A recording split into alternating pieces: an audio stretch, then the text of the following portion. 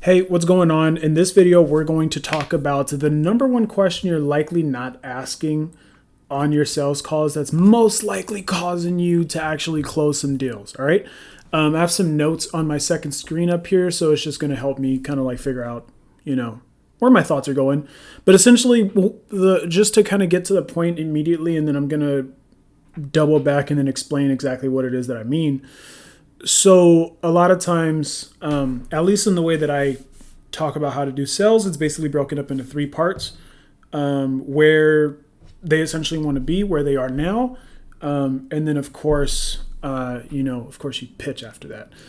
The thing is, a lot of people put too much focus on what it is that people are doing, which you do need to ask about all that stuff. But ultimately, right, the whole thing with sales is that you need to figure out exactly what problem it is that they want solved, and you want to kind of insert yourself into that. Ethically, of course. If they have a problem that you can't solve, let them know you can't solve it. But this is assuming that they have a problem that you can solve, right? But a big reason why a lot of people will screw up a sale, and I've even experienced this myself. Like, this is something I used to screw up a lot. So like, I learned this from me personally having to sell a lot and screwing up a bunch and then being able to correct it. A lot of times the issue is throughout the call, people won't necessarily feel like there's any sort of problem. So that's one aspect of it. But to kind of keep it, and honestly, I could talk a ton about that by itself, but they don't ever take ownership of the problem, I guess, is the bigger thing. And for that reason, the question, just so you can kind of have it immediately, is the question of what they feel is holding them back from being able to achieve whatever it is that they want to achieve. So it's putting the ownership on them. And this is something just in general a lot of humans do. I spend most of my time, like I'd say 99.9% of my time, selling to dudes. So this might be slightly different selling to women. But I mean, just in general, like you want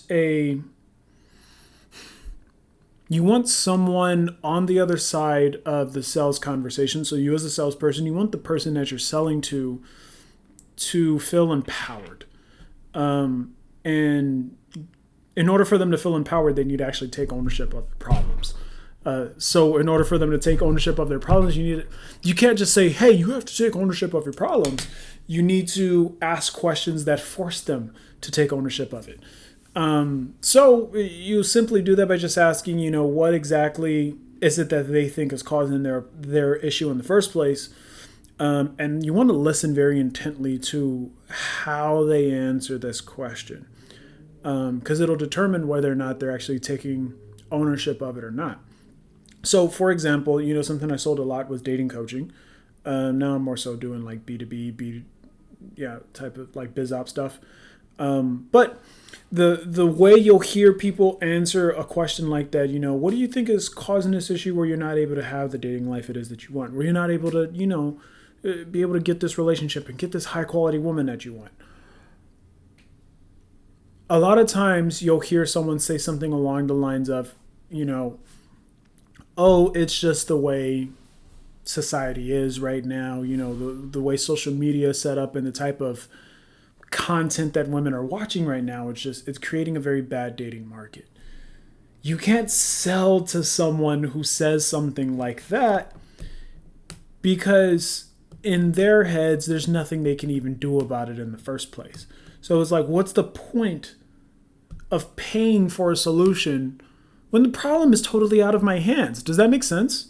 So you just simply want to make sure, and like in that moment, you can obviously bring that to their attention. You'd be like, well, and it's just through, of course, you want to make sure you're doing nothing but asking questions. But you just ask a question that lets them know, hey, you're kind of being a punk about this. And it's just in a scenario like that, if we're just sticking with that scenario, it's as simple as, asking them, well, are there, regardless of what's going on with society right now, because there probably is, with excuses, and this is me talking to you right now, with excuses, there's always like kind of a sliver of truth to it. That's why it makes it so believable for them in the first place. So you know what, and this is how you kind of get over those, is by acknowledging the sliver of truth that they're using as their excuse. So it's like, well, you know, I there's, you know, even with society being the way it is, and yeah, there's a lot of crazy content out there. I mean, I've seen it myself. Are there guys out there who have the kind of relationship it is that you want? And they're like, well, yeah. Okay. So, and this is when you have to likely be a little bit more direct with them in order to actually get a good answer.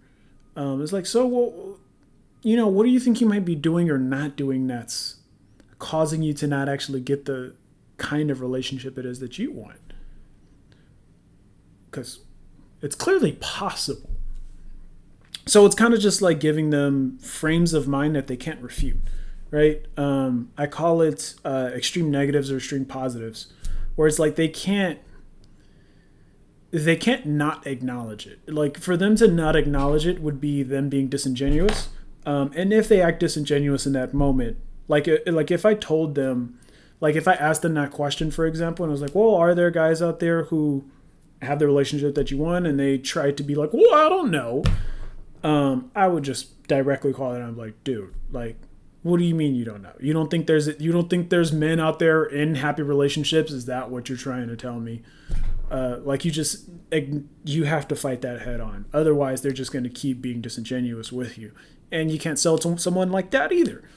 But essentially, you just ask that question, you take them down that path where it becomes, okay, well, what do you think you're doing that's causing this problem?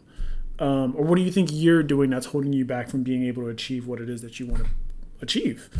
And then now they have to take ownership of it, and they have to actually brainstorm and think of, well, maybe I'm not talking to enough women that I want to, or maybe I'm not, you know, whatever they think it is that they might not be doing, or they might be doing that's wrong. Oh, like when I do talk to girls, you know, I think maybe I'm coming across a little needy, like whatever you know, thing that they end up coming up with. But you're basically searching for them actually taking ownership over their problems. And you're also simultaneously, so there's a couple of things happening here. So yes, they're taking ownership of their problems. On top of that, you also figure out what it is that you need to pitch to, and like when it's time to actually fulfill. I mean, you might not actually be fulfilling. Before fulfillment, whoever is actually fulfilling and helping the customer, like, these are the things that they actually need to know. Not that stupidity, whatever excuse that they make where it's not their fault. You want to figure out like where they think they actually went wrong or are going wrong, or what they don't know that's holding them back, so that we can actually figure out like, oh, okay, this is what you need help with. And, you know, for you as a salesperson, you can figure out, oh, okay, cool. When I do my pitch, make sure to speak to these things that they feel like they're doing incorrectly or doing wrong, whatever the case may be. And of course, they actually take ownership of it, because now, moral of the story, in that moment, they have just admitted, I'm the problem. And you can't sell to someone who can't do that. If they can't say, I'm the problem, like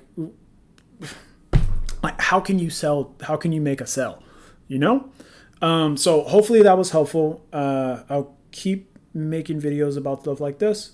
And yeah, man. Hopefully you guys like the channel. See you later.